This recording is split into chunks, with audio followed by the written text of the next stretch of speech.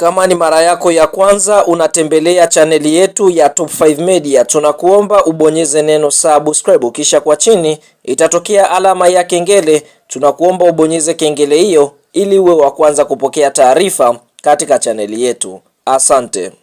Kubwa wa ligi kuu ya NBC, mechi ya mzunguko wa kwanza ambao umetoka kuitazama kutokea Ruangwa Lindi, ni mchezo ambao umetoka kuikutanisha klabu ya soka ya Yanga Sports Club wakiwa wageni dhidi ya kikosi cha timu ya soka ya Namungo ambao ndio ambao walikuwa wenyeji katika mchezo huu wa mzunguko wa kwanza ligi kuu ya NBC.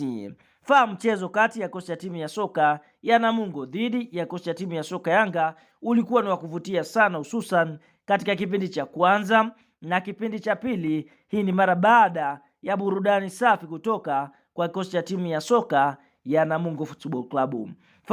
Katika kipindi cha kwanza timu hizi ziliweza kutoshana nguvu ya sare ya 0-0, lakini mambo yalibadilika katika kipindi cha pili ambapo milango ilianza kufunguka kwa upande wa klabu ya soka ya Yanga, bila kuisahau klabu ya soka ya Namungo Football Club. Tunashuhudia dakika 68 ya kipindi cha pili ya mchezo kati ya Yanga dhidi ya Namungo. Basi Shadrack Sakaboka aliweza kuiandikia klabu ya soka Yanga Sports Club bao la kuongoza, ikiwa ni bao pekee la kwanza ambalo limeweza kufungwa katika mchezo huu ndani ya kipindi cha pili. Lakini Yanga hawakuwa kinyonge, kwa sababu dakika 72 kutokana na pasi safi aliyopiga Mudathiri ya Aya Abbas, basi Maxi Nzengeli Mpia moja kwa moja akaweza kuiandikia klabu ya soka ya Yanga bao la pili. Lakini Namungo hawakuwa kinyonge, kwa sababu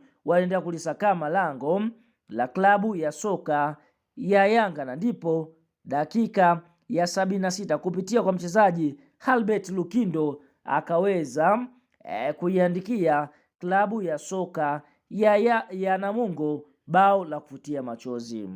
Lakini tutashuhudia Namungo na klabu ya soka Yanga Sports Club zikaendelea kusakana, lakini mpaka mwamuzi wakati anapuliza kipenga chake, basi klabu ya soka Yanga wameweza kuondoka na alama Ruangwa Lindi wakiwa na mabingwa watetezi wa ligi kuu ya NBC dhidi ya kikosi cha timu ya soka ya Namungo Football Club. Katika mchezo huu mara baada ya kumalizika, kwa sasa Yanga wapo nafasi ya pili wakiwa wamecheza mchezo mmoja pekee. Basi mchezo huu wameweza kushinda wakiwa na faida ya mabao mawili, kwa wakiruhusu bao moja na alama zao 3 katika nafasi ya pili. Lakini Namungo ambao wametoka kupoteza, wao wapo nafasi ya 13 wakiwa wamecheza mchezo mmoja, wameupoteza wakiwa na alama 0. Kwa ndio hivyo Yanga ameweza kuanza kampeni yake ya kuweza kulisaka taji la ligi kuu ya NBC kwa mara ya 6 mfululizo. Kabla ya kuendelea mbali, tuambie neno la comment mara baada ya mchezo huu kumalizika. Je, katika mchezo wa Yanga dhidi ya Namungo, je, ni mchezaji gani ambaye umeweza kuvutiwa na kiwango ambacho ameweza kukionyesha katika mchezo huu wa leo kati ya Yanga dhidi ya Namungo Football Club?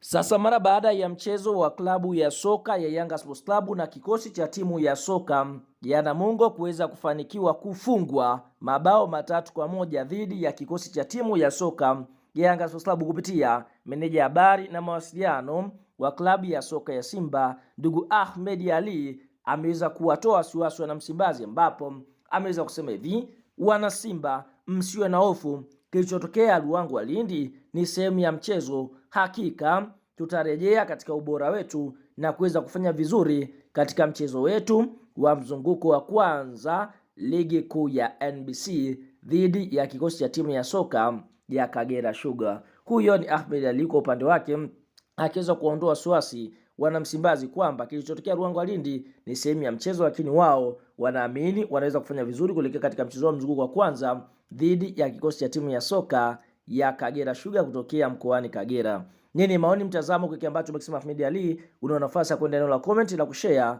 maoni yako.